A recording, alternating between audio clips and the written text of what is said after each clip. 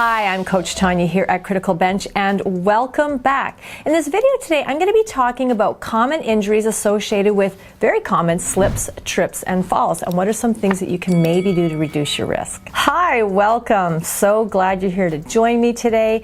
I want to talk about something that's relatively common that all of us have done, if you're like me, multiple times, and that is slips, trips, and falls. And as we get older, clearly our risk of, falling down or slipping and tripping increases. However, it doesn't mean that as we get older, we just have to accept that that's just how it is, because little people slip, trip, and fall.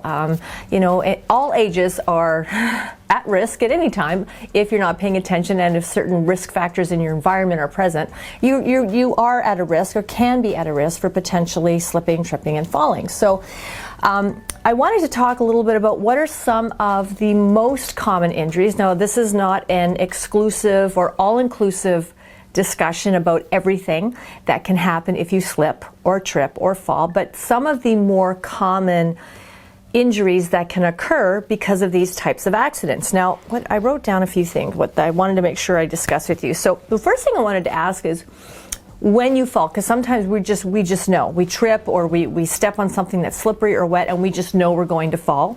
So we fall, and what's normally the first thing we check? Probably for a lot of us, it's our phone. Where's our phone? Did we crack or wreck our phone? But then a lot of times people will sort of like reach for their head or, clearly reach to where they are injured. But, that's sort of just something I want you to think about. When you fall, or when you have found yourself, tripping and maybe falling, what's the first thing you reach for, or where does your mind go immediately after that accident happens? Now, when we fall, because we don't all just fall the same, and we don't always fall in the same direction, we can, depending on the situation, we can fall forwards, backwards, to the side, we can fall over something, we can fall from something. So how we fall is largely associated with the types of injuries we see from falls and slipping. So I have a statistic here I wanted to read. According to the U.S. Department of Labor, slips, trips, and falls make up the majority of general industry accidents. And the numbers that they state, or that they have on their website, is that 15% of all slips, trips, and falls are responsible for 15% of all accidental deaths per year, approximately 25% of all reported injury claims per fiscal year, and more than 95 million lost workdays per year. So that is roughly about 65% of all workdays lost can be attributed to slips, trips, and falls, or the accidents and injuries resulting from that. So when you think about it, those are pretty high numbers for something that a lot of times you may think of, well, so you slipped, so you tripped, so you fell. We don't always think worst case scenario, and our mind doesn't always go to the worst possible result. However, it can be very severe, and it can be not as severe. As we get older, risks increase, and the result can certainly be much more traumatic and severe, because as we get older, our bodies may not be as in good a shape as they were in our 20s. Clearly, a lot of times we can't catch ourselves as quickly as maybe we could have when we were younger, but these are really good numbers to keep in mind and think about, what are you doing to protect yourself and reduce your risk? And that is not just necessarily due to your work environment, but also your home environment. And, are there things you can do to just sort of tidy up things or clean up your environment to help reduce your risk of falling? So most often slips and trips, that has to do with, footwear or surfaces. So one thing you want to keep in mind is really make sure you're wearing good footwear, okay? If you're walking around and the sole of your sneaker or shoe is kind of coming off and it's flopping around, that really quite dramatically increases the potential risk you have of unnecessarily tripping and falling, okay? And surfaces, so anything that's very wet, or maybe, if you're in a machine, like a mechanic shop or something like that, where there could be grease or things on the floor. If you're somebody at home and you do a lot of baking, things like cornstarch and flour that can fall on the floor when you're baking can make those surfaces extremely slippery. So awareness is definitely key in a lot of these things. But there's a few more things I want to talk about. Oh, stepping on a movable object. So if you have kids or pets, their toys and stuff can get scattered about, and it's very easy.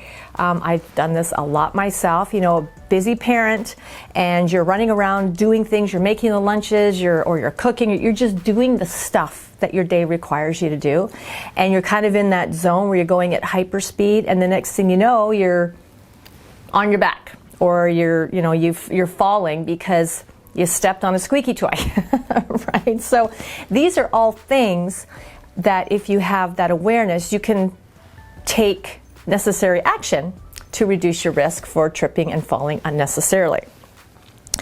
So again, going back to elderly people, what do I have here? Always got my notes, right? Your risk just by default, increases in elderly people for reasons that are also associated with aging, and that is, eyesight becoming maybe not as optimal, weaker muscles from becoming maybe more sedentary, or illness, disease, injury. So these are things that, as we get older, can become more prevalent in the aging population, and they can all contribute to increasing that risk of falling. So along with that, despite any age, this applies to all ages. This list, again, it's not all inclusive, is wet surfaces, uneven surfaces. How many of you have been out hiking and tripped over a root or a rock, right? I do that weekly. Loose flooring, like your mats and rugs in your house, you want to make sure those are secure. And also the surface that they're sitting on. If you have a beautiful rug or mat, but it's on a very slick, shiny hardwood floor, that becomes a slip hazard, okay? Clutter. Pick up your stuff. Cords and cables lying out and about. Okay, so how many of you are guilty of that? Because this is one that all of these are actually fairly easy to remedy or do something about. But if you've got cords and cables lying around, those are things you will trip on those things. Okay. Now, environmental, if you live in an area where you get lots of rain or ice, sleet, frost, there are certainly things you can do to reduce risk of falling, like salting your walkways, or having a service come by and making sure that your walkways, pathways, driveways are ice-free, okay? Now, medications. So medications, I want to talk a little bit about that because, if you need medication, you need medication. So when you're looking at, well, the medication can affect my balance, but you need the medication to be well, healthy, or to help you heal from something. You're not going to stop taking the medication, but you do really need to be aware that the medication is having this effect, which means you might have to make some decisions or change up some of your daily activities or how you do things so you're not going to be falling. So again, a lot of things, like anything in life, it comes back to really being aware. What's going on around you? What's your environment like? What are some things that you're having to do for your own personal health that may be compromising your balance and making it a little more difficult or challenging for you to move safely, confidently in your space?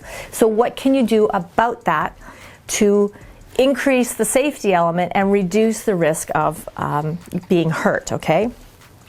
So now I want to get back to what I originally wanted to talk about, which is looking at the different types of falling, how we fall, and what are the most common injuries associated with each of those. And again, it's not an inclusive list, but just the most common ones that I'm going to touch on. So when we fall, most falls are I didn't write down the statistic. Oh, shame on me. Okay, so statistics aside, because I didn't note it down, forward falling. So when you're falling forward, that is usually the result of tripping or your foot catching on something. Now, how many of you have done that? I'm constantly tripping over stuff. Shame on me. I'm constantly tripping over stuff. Mostly that's because I'm racing around and not paying attention to my environment. But forward falls usually the result of tripping or your foot becoming caught on something. And typically, the most common injuries associated with forward falls have to do with your wrists, your forearms. So broken bones, broken arms, fractures, and what also, now depending on a few things.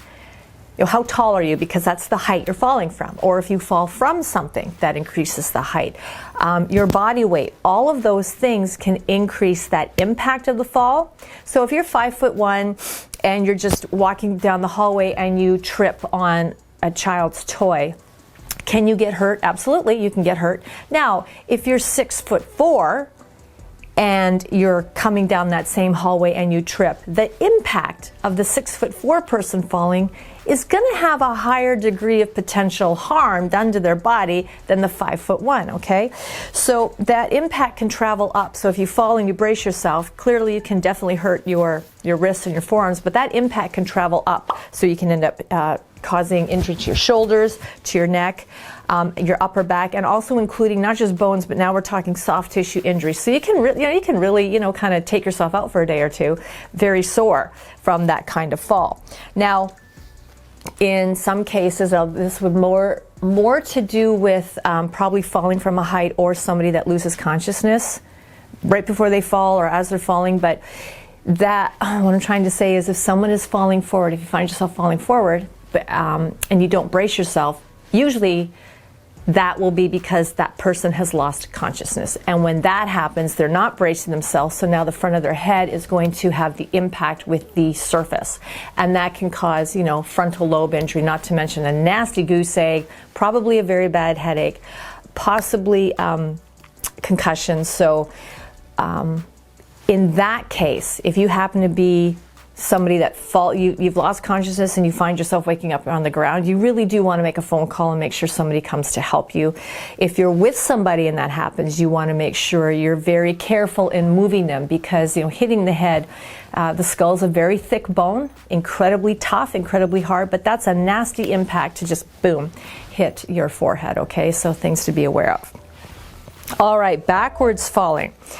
So in my opinion, this is my personal opinion, I just really feel like these are probably one of the more dangerous types of falling, because they're more likely to cause head injury, like to the back of the head. And there's no way to brace yourself. You fall. You fall. You're going to make impact with your body, the back of your head and your back, on the surface that you're falling on.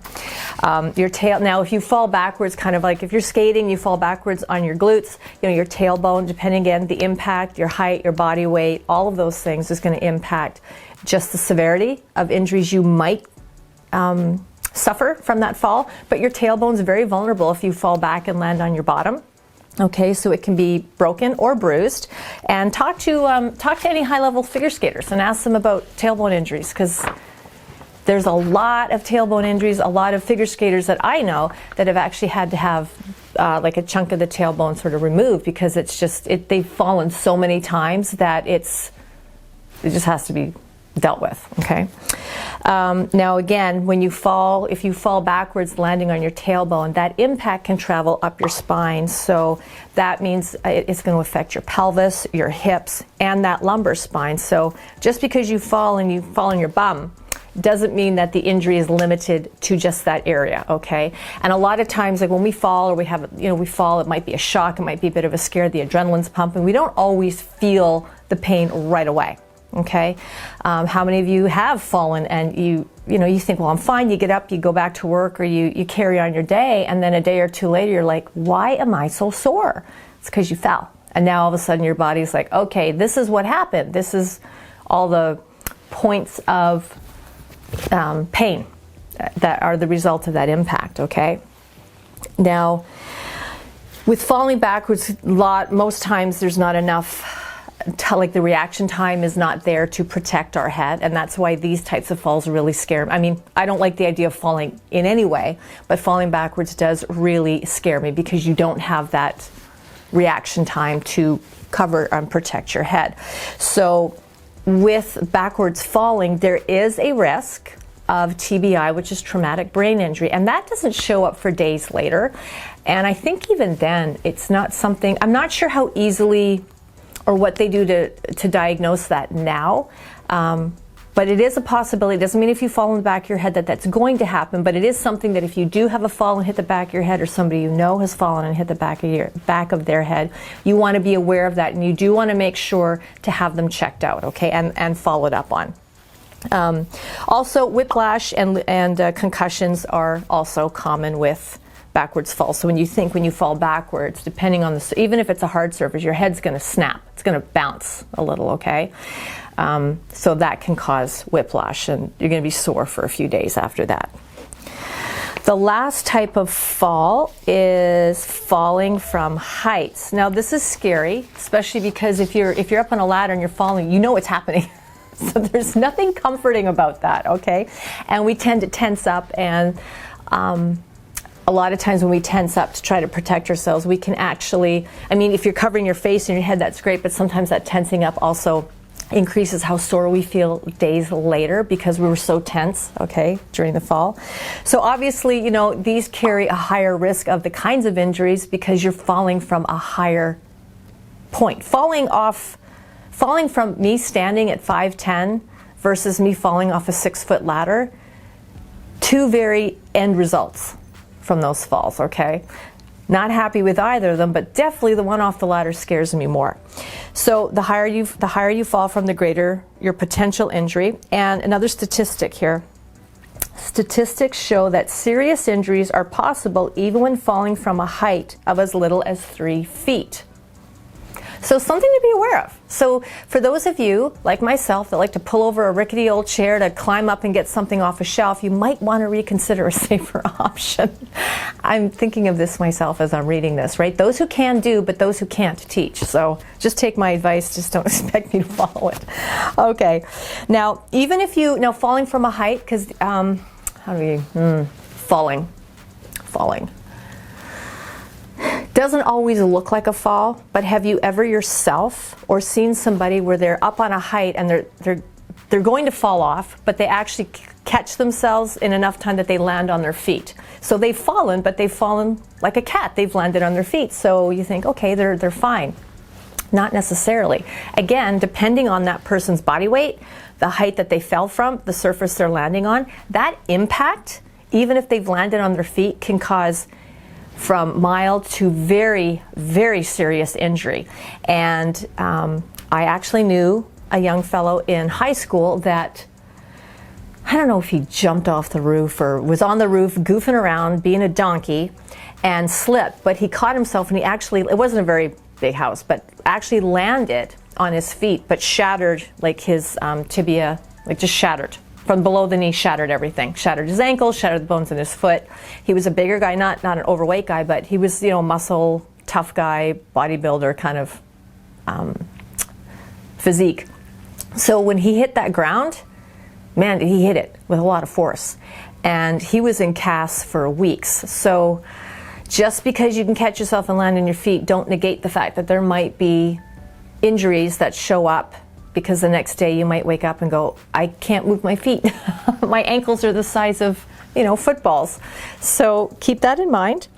Yes, fractures in legs, feet, ligament damage, you know, your knees, again, impact is going to travel up. So it's going to impact your knees, it's going to impact your thighs, hips, again, that lower spine. So impact, the force of impact travels up. Ouch. All right. Now, obviously, if you fall from a height and land on your back, that again, we're going back into head and spinal injuries. So if that is to happen to you, or you're with somebody and that happens, you always want to seek medical attention if you have a fall, with reason, right? If you trip going down the hallway and you fall and you hurt your wrist, okay, you might have fractured your wrist, you might have hurt it, but again, within reason. But if you're with somebody and they fall from a height and they land on the back of their head, like they land on their back and their head hits the ground, I would say don't even think about it. You want to make a call, you want to get them in and seen, because you don't really know how much damage has happened or how serious an injury they may have, and you don't want to put that off, okay? So we've talked about forward falls, backward falls, and falls from a height, okay? The most common injuries associated with them, but what can you do to help protect yourself or reduce your risk? I'm going to get into that. So if you're considered in that aging population and you've noticed that your balance isn't as good as it was, and that can be, again, not just because you're getting older, it can be for other reasons that are also associated with the aging population. Some things you can do is use support to help you walk, and that can be a cane, a walker, walking sticks. You see people walking with Nordic walking sticks. Okay, those are great support for you they help give you confidence and help you feel more secure moving safely in your space. Or, just get somebody to help you. If you're you're recovering from an injury. Maybe you've just had surgery. Maybe you are on some new medication. Maybe you haven't been feeling well. If you live with somebody or you have somebody that's helping take care of you, make sure you ask them to help you get from one place to another so that you can do that safely without falling. Other things you can do is install like handrails and grab bars in places like the bathroom, tubs, showers, along stairwells, up and down stairs. Even outside in walkways or pathways are a really good idea. Regular physical therapy and light exercise can also help with your balance. So you might already be doing something like that. That's just going to help with not losing muscular strength. Okay, it's going to help you maintain some strength, and if we have some muscular strength, we can support our body weight. We can move around freely, more confidently, more safely. So you want to do light balance exercises to help with that. And actually, you can check out on our channel. We have several seated exercise flows you can do that can help with your balance, and other balance specific videos on the channel with tons of balance exercises you can do that can help you with that. And at the end, I have something really exciting I want to share with you about balance. Ask for help, okay? Ask for help. If something's up high on a shelf and you really need it, or there's something you want but you're just feeling a little dizzy and you don't feel like you have that balance to get you from the bedroom to the hallway closet, just ask somebody for help, okay? And also make sure you wear proper footwear, okay?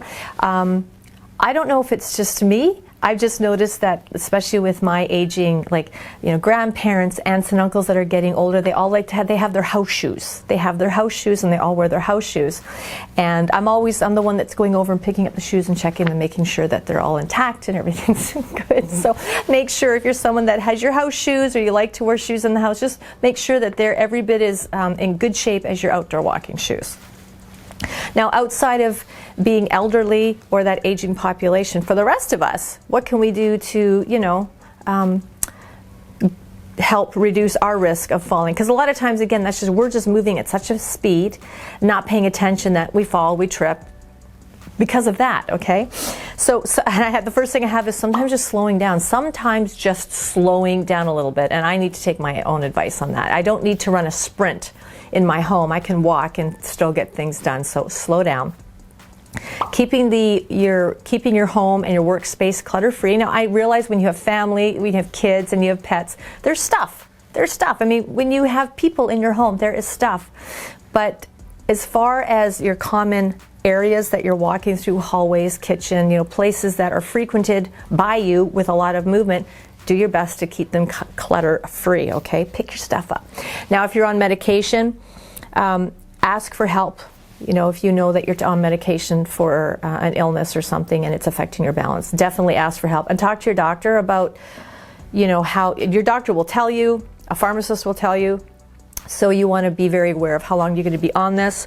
Is there a chance that initially it's affecting your balance, but it's going to get better, or are you going to feel this way for the duration of that prescription protocol? So you want to know all of that and just make sure you make changes in your daily routine to not compromise your own safety.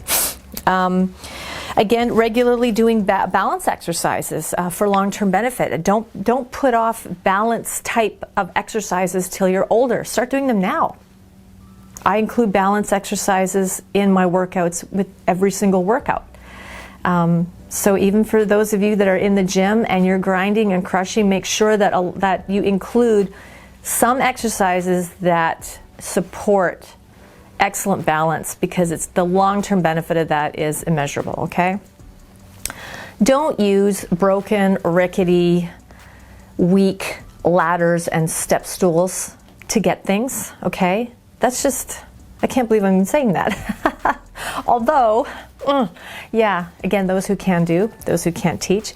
Make sure that if you have to clean the gutters that day, or you're up trimming the dead palm fronds or whatever, you've got a good solid ladder. And if you don't have a good solid ladder, go get one or get somebody else to come and do it, okay? That's an accident you can avoid just by making a really smart choice, okay? Environmental, so this again, depending where you live, if you have long winters, so you get lots of ice, sleet, snow, that can make outside areas slippery. make sure you keep those maintained. Okay, just be aware of where you live and how the weather and the climate and the environment can affect where you're walking and moving. And again, just be smart and do things to lower your risk, okay? And proper footwear. Again, your outdoor footwear, your indoor footwear, it's all really, really important. So if you're walking around, and actually I did this a couple months ago, I had a pair, I was much older than my kids are now when I got my first pair of Converse shoes, and I was really excited to have Converses at my age. Anyways, I love these shoes. So at some point, I noticed the sole around the top part of the foot was coming loose.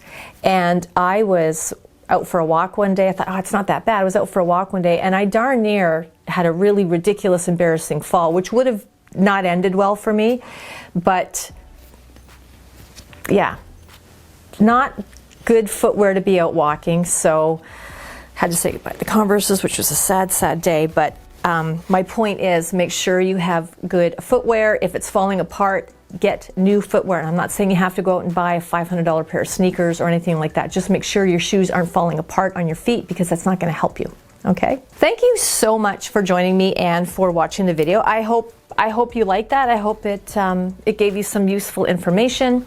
And maybe highlighted a few things that you're now going to go back into your space and just take a look at to reduce your risk. And maybe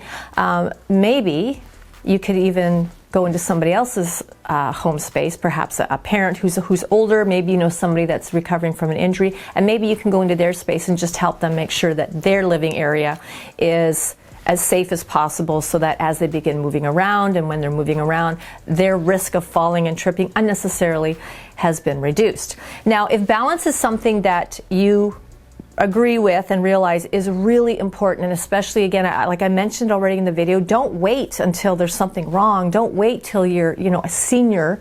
You can start now at any age, because what you do now, like anything, has such a tremendous impact on your quality of life moving forward. Now, if you're elderly and you're watching this, you can still do a lot of things now that's really going to help with your balance. And there's something really exciting I want to share with you. If you click the pinned comment below, that is going to take you to our neuro-balance therapy program. Now, this is a program developed by our in-house balance specialist, Coach Chris. You've seen him on our videos multiple times. And he came up with this program, and it's absolutely phenomenal. And you can see by the testimonials on that page when you click that link, the people that it has completely made a huge difference in their life. Completely. It's just, I can't say enough about it. It's a fabulous, fabulous program. This is great for anybody of any age to get started with, and also just to do regularly. And a lot of this you can do from seated position. It goes from very basic into intermediate to advanced. So as you start using the exercises in this program, you will start to notice changes and improvements in your balance, and you'll be able to progress to the more challenging ones, because your balance is going to get better. So when you click the link, you're going to see that you can get the DVD, you get the digital download, you also get the free spiky ball. This is key. This you need. You need this. This thing is great. And I actually have, this is my own, because when I'm sitting at my desk all day, I have this under my feet, and I'm constantly rolling it under my feet. There is a nerve very deep that runs down the center of the foot. It's the peroneal nerve, which has tremendous impact on your balance. And what happens is, over time, and wearing shoes and our feet actually not coming into contact with the ground that we're walking on, that nerve becomes like very inactive. It's almost like it goes to sleep. It becomes dormant. So that affects our balance massively. And this little spiky ball, along with these exercises, using the two together, is going to help wake up that nerve, and you will start to notice some massive, awesome changes in your balance improving. So make sure you click that link so you can get this program and start working on improving and maintaining excellent balance for the rest of your life. I'm Coach Tonya. Thank you so much for watching the video. If you like it, please give it a thumbs up, and don't forget to click that notification bell and the subscription button so you don't miss any of our great free video content. Take care, be well, talk to you soon.